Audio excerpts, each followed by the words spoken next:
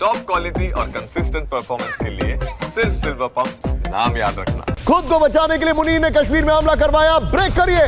अपनी नौकरी बचाने के लिए मुनीर ने रची पहलगाम हमले की साजिश।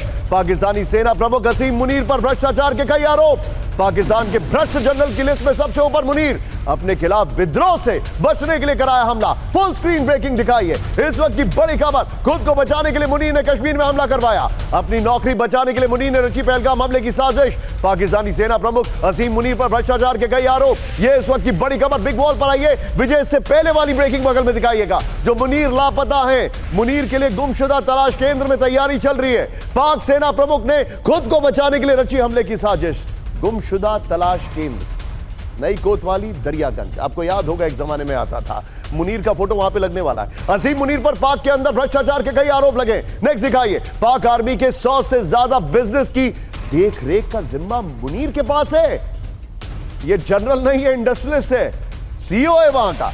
पाक सेना का रियल एस्टेट, बैंकिंग, डेयरी जैसे क्षेत्रों में कारोबार।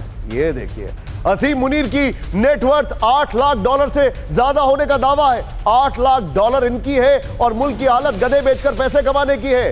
वहां के लोग जो है वो सऊदी में जाकर भीख मांगते हैं। ये देखिए पाक सेना का व्यापारिक साम्राज्य 40 से $100 बिलियन, ये रिपोर्ट आ रही है। मैं जाऊंगा, आप इस खबर की ब्रेकिंग और शॉट लीजिएगा। ये खबर का ब्रेकिंग और शॉट लीजिएगा।